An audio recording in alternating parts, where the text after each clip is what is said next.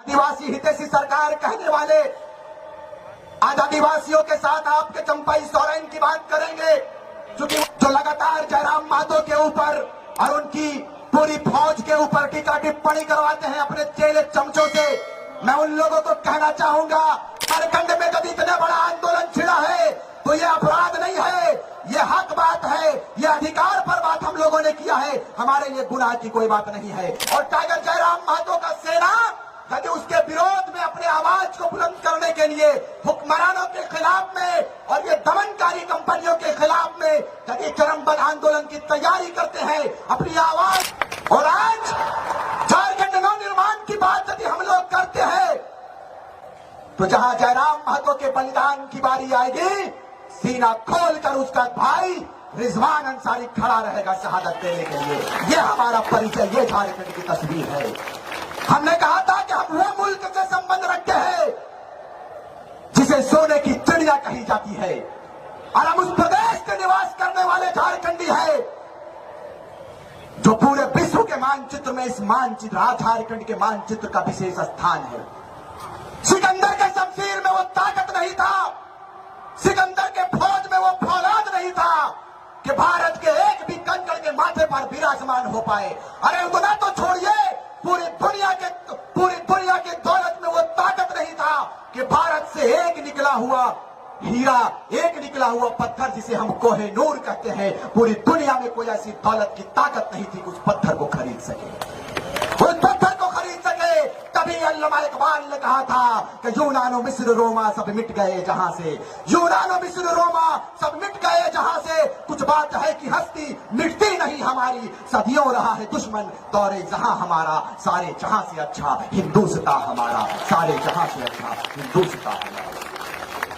आप हमें बांटने का प्रयास करते हो।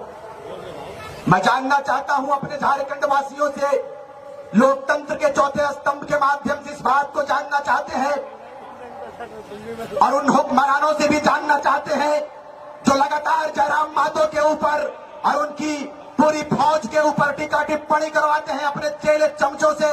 मैं उन लोगों को कहना चाहूंगा कि श्रीमान बताइए हमारा अपराध क्या है, हमारा गुनाह क्या है। हमारा अपराध यह है कि झारखंडियत के मुद्दों पर हम आगे आए हैं। हमारा अपराध यह है कि हम इलेक्ट्रो स्टील के खिलाफ बात किए।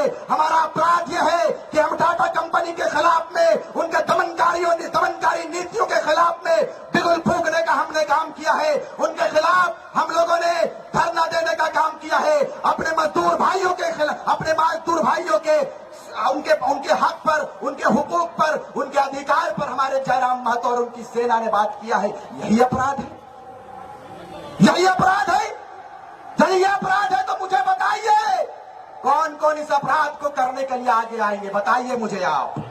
झारखंड में जब इतना बड़ा आंदोलन छिड़ा है तो ये अपराध नहीं है, ये हक बात है, ये अधिकार पर बात हम लोगों ने किया है, हमारे लिए गुनाह की कोई बात नहीं है। यदि ये अपराध है तो इस अपराध को हम तमाम झारखंड के लोग करेंगे। आप अपराधियों के श्रेणी में हम लोगों को रखने का काम कीजिए महोदय, हम लोग तैयार हैं। कम समय है। आदिवासी हितैषी सरकार कहने वाले आज आदिवासियों के साथ आपके चंपाई सोरेन की बात करेंगे, क्योंकि वो शायद यही इलाके से आता है, आपके बगल के विधानसभा से। मैं जानना चाहता हूं राज्य के यशस्वी मुख्यमंत्री महोदय,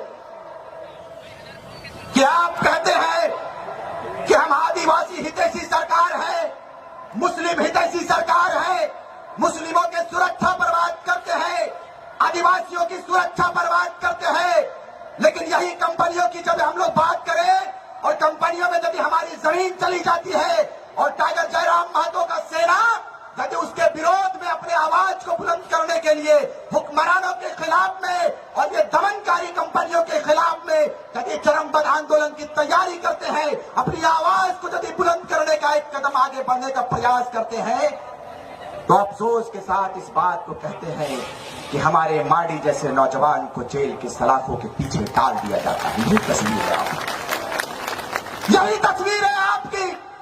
बताइए उन नौजवानों का क्या दोष था, उन माओं का क्या दोष था, उन बहनों का क्या दोष था जो आज लगभग 2 महीने से जेल के सलाखों के पीछे पड़ा है।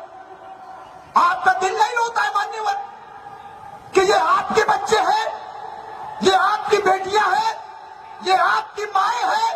अरे भाई मैं गया था, हमारा पूरा टीम गया हुआ था कोल्हान का, मैं जेल के अंदर उनसे मिलकर आया। वो बच्चा रो रहा था जी, रो रहा था वो बताइए इतना डर जयराम महतो की टीम से, इतना डर भाई क्यों ऐसा भय आ गया आपके, क्यों आ गया आपके अंदर?